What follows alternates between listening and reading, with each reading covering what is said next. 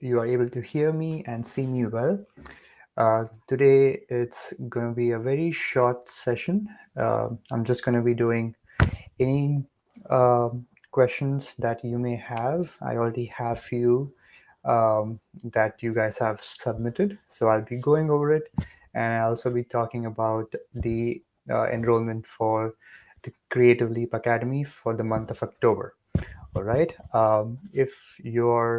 If this is your first time, my name is Rajat. You can call me Raj, and I'm here on Vancouver Island, and it's a beautiful Friday morning so far. So from wherever you're watching, I hope you're having a beautiful day as well. You can send me your questions even now. I already have a couple of them, so I'll be addressing them first. But if you have any, you can enter yours in the chat section. Sometimes I may not be able to see who has sent it, but I can read the question anyway. So I'm just going to be having it for the next 20 to 25 minutes. So yeah, so meanwhile, if you have anything to share or ask me, please feel free to do that. All right. Okay, so the very first question that I got was about drawing. So the question was, is drawing important in terms of oil painting? It's yes and no. Yes, in terms of you at least need to have some basic knowledge of drawing, but it's not a requirement because drawing and painting are two different schools. All right. So when we enter into the painting realm, sometimes we bring all those ideas and techniques that we have used for drawing, and that's why we end up painting too tight. Sometimes you're not able to have our paintings much more loose, and that's because of the idea that painting and drawing should go hand in hand. So that's one common myth that I continuously hear, that you have to be good at drawing. For sure, your painting is going to be great if you have a very good drawing skills, but you don't need to have one. Like, uh, even if you have seen some of my videos that I've posted in the group or on YouTube, you don't see me draw. Like, you don't see me draw any object. I'm just totally against that. Uh, Instead, what you can think about is just think about painting like being like a sculptor. Like, you have given this massive rock and you're just trying to like chisel your way out and getting that required shape, right? So he or she, they don't start off with already like an outline boundary of an object and then go in. So they have this beautiful shape or mass which is completely whole, and with that they're able to like carve out and make it look like whatever they're seeing. All right. So you don't have to draw. Many of them, as I see, uh, like those who are starting out, they end up spending a lot of time just drawing out their sketch, which is not required at all. And also, that's a very linear way of approaching uh, an oil painting. Okay, oil painting is supposed to be more freer, more looser, and much more holistic. Sometimes I I also hear about squinting your eyes and things like that, which is of great help. Like, if you're starting out, you can squint your eyes so that you can see the objects blur, like the boundary of an object being blurred, so that the positive shape and the negative shape overlap, right? Because the boundary is shared between the two things. It's not the boundary of just the object. The boundary is of the object and also the background. So you have to think about it in terms of the positive shape and the negative shape. So instead of drawing, think about positive and negative shapes. So that's where all your answers lie. All right. So that's about the drawing, and that you don't have to know how to draw. All right. So next question. So another person asked me about looseness, and they were talking about edges.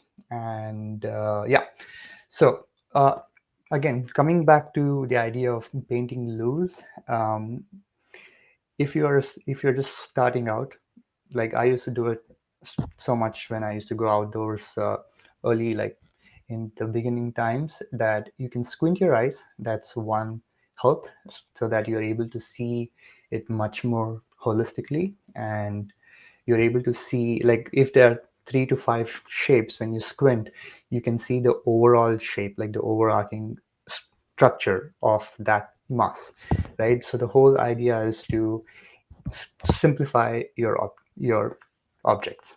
So when you're saying about looseness, you're talking about how to simplify stuff.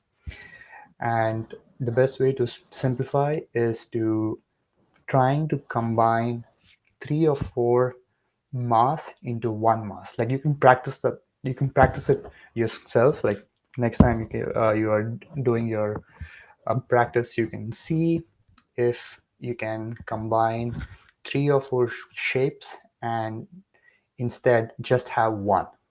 Okay, so that's like the easiest way to, like, try to help your brain see the overall picture instead of every single object in your reference. Okay, so it's mainly about observation. It's nothing to do with painting, because painting is like 80% observation. Like the more you observe and the more you simplify it in your brain, the more it's easier to uh, assimilate what you observe and produce it on the canvas.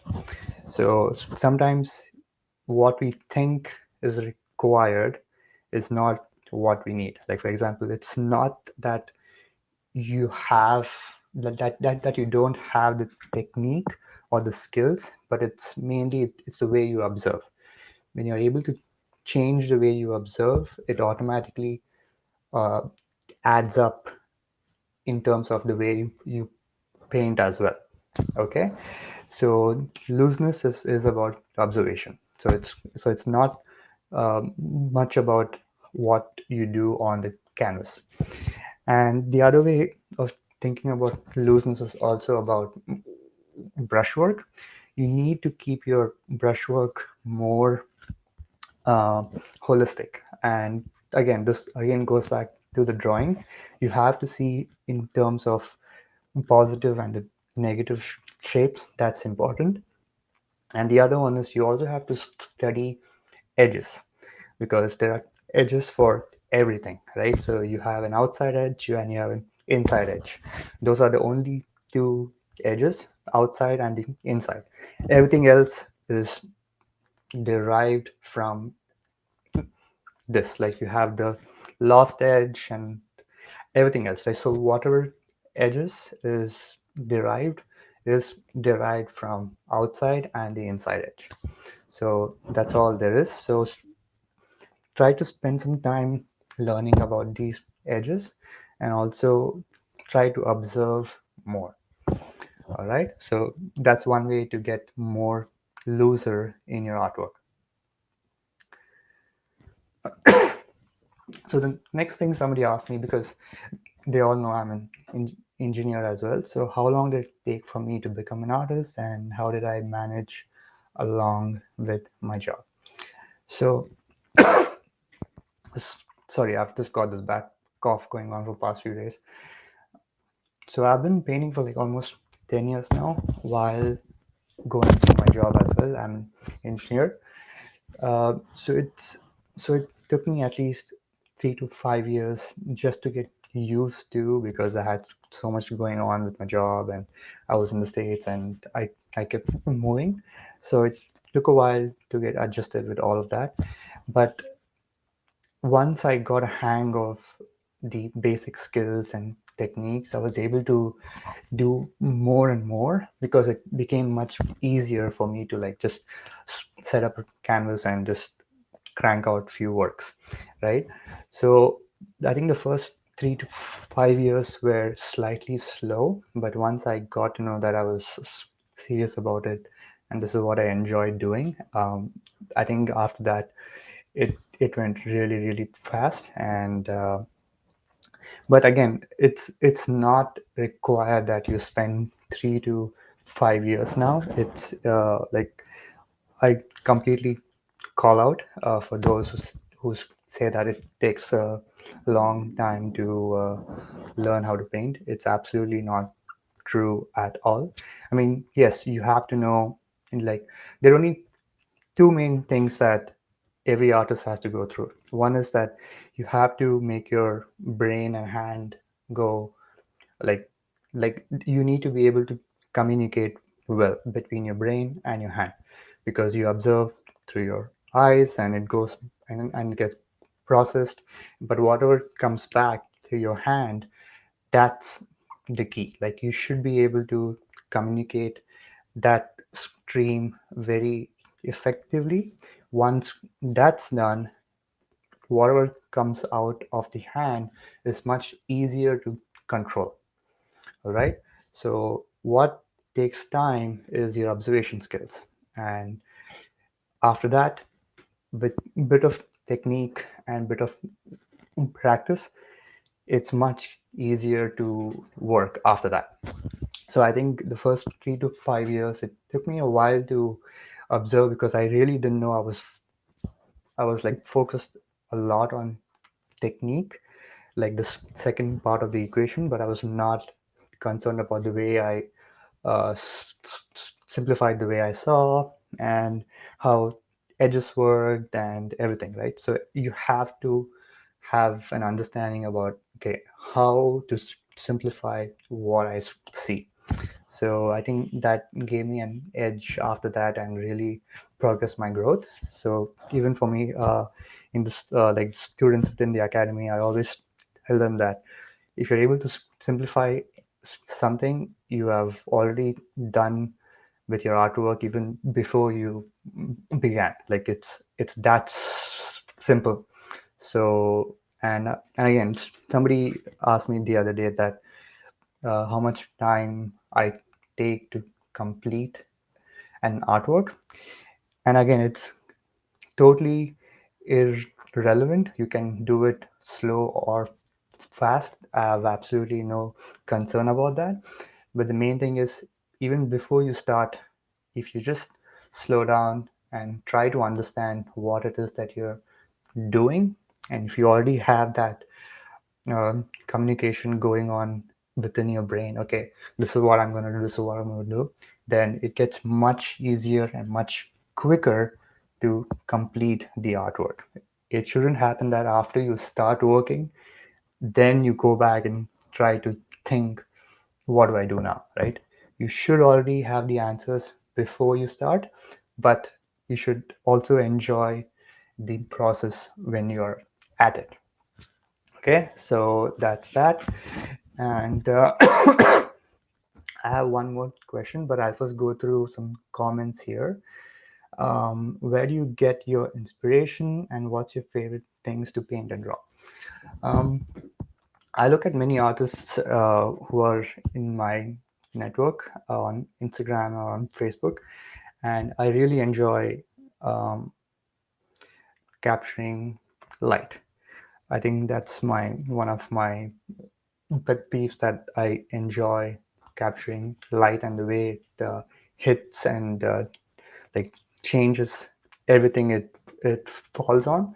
And I'm very drawn to dramatic lighting. So I get very many ideas when I see some beautiful works of Rembrandt and Turner, and the way they were able to just focus on light and make that as the subject instead of whatever it is that they saw.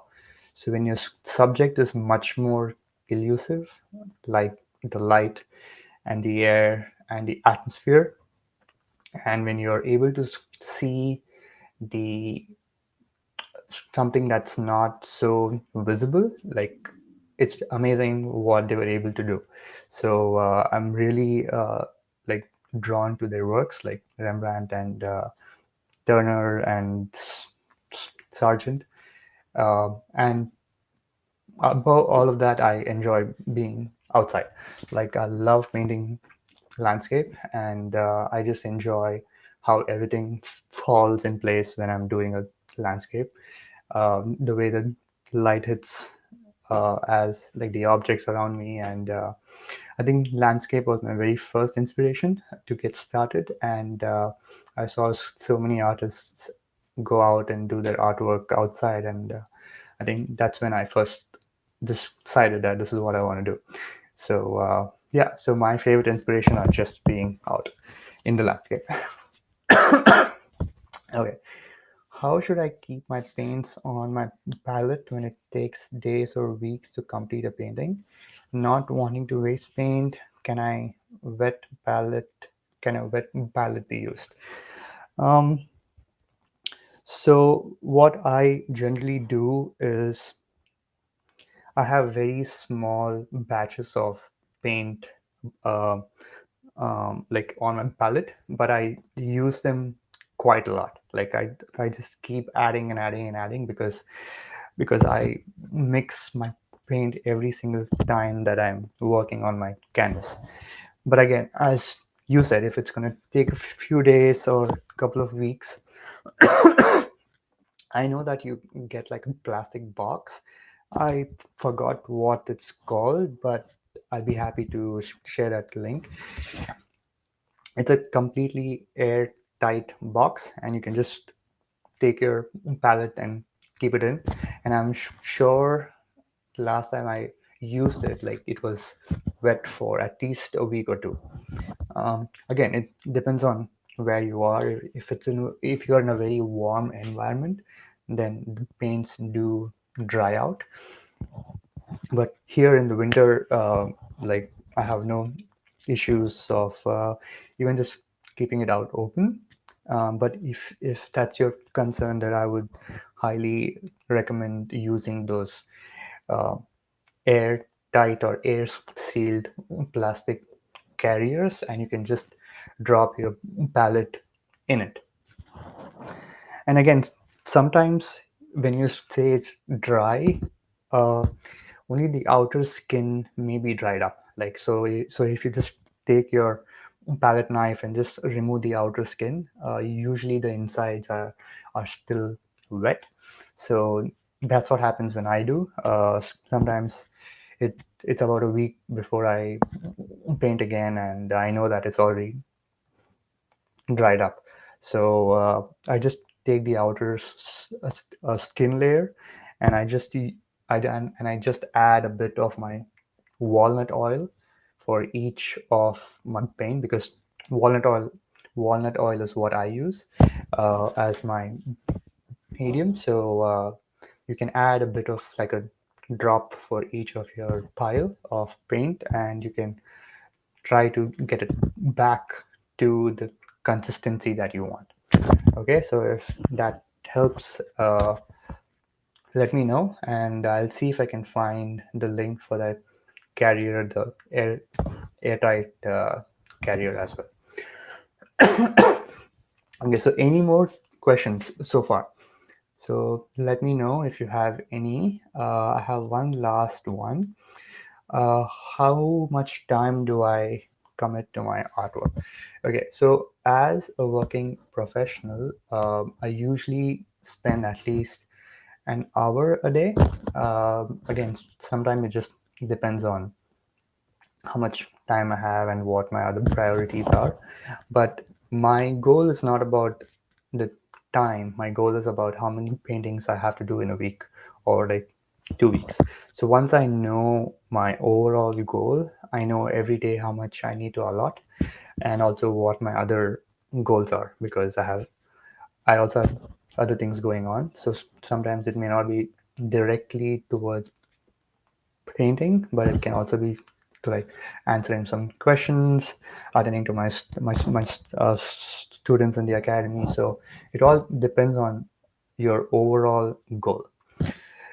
Yes, it helps. Like once you have a goal, then you can break it down to systems, and you cannot have one without the other. Like you cannot like just like say you want to spend 20 minutes a day or an hour a day without having a goal, because then you're not moving towards something. You always need to be moving towards a goal, so that's going to define your steps or the hours that you want to use every day or every week. So you have to have an overarching overarching goal for like a week, the month, or the year, and after that you have to break it down. Then you get an idea about okay, this is how much I want to do in a month, and what do I have to do to get there. And I know this is how much time I have to I have to do to finish one painting. So if I have to finish 5 paintings, then I have to spend at least 20 minutes a day or at least 20 minutes a month, right? So once you get that the idea about what goals you have, then you can break it down into systems, and then all you have to do is just keep that goal in mind, like this in back of your mind, and just focus on the action steps. Like you have to focus on the action steps, so just have the goal in back of your mind. Just keep saying it every day as you wake up as okay, this is my goal for the month, and then all you have to do is ignore that and just follow back on your action steps. Okay, so goals and the action steps. Okay, so all right, so any other questions? Okay, I don't see any more. So yeah, so the other thing what I want to say was the enrollments have begun for October for Creative Leap Academy. So if you want to get your body of work going and have a dynamic artwork in the next 3 to 4 months, now is the time. The enrollments will be open for some time now, and after that, I'm going to close it down for October. So if you're interested in working with me and learning to improve your artwork and fast track your growth, and to shave off years and years of trial and error. It's taken me like 10 years to get to where I am. So I'm happy to have remembered all the errors that I have done along the way, so that you can learn from them and fast track your growth. So if that's something that you're interested in, and if you're busy with life, then it is what is required for you, because everybody is busy and all my students are committed with other priorities in their life. So if you want to have art as your integral practice in your life, then this is for you. Okay, so I'll send the link below, and you can book a call with me. It's completely free. We can discuss what your goals and aspirations are. And once we do that, we can go over how to go about it. All right. So, again, thank you so much for joining. If you have any questions, you can ask me again in the comments. And lastly, check out the link and make sure to book the call, because the October enrollments have begun. Okay, all right. Thank you so much. I hope you have a great weekend and do some artwork. And please, if you are doing some paintings, just share it with the group as well. All right. Thank you so much. Bye bye.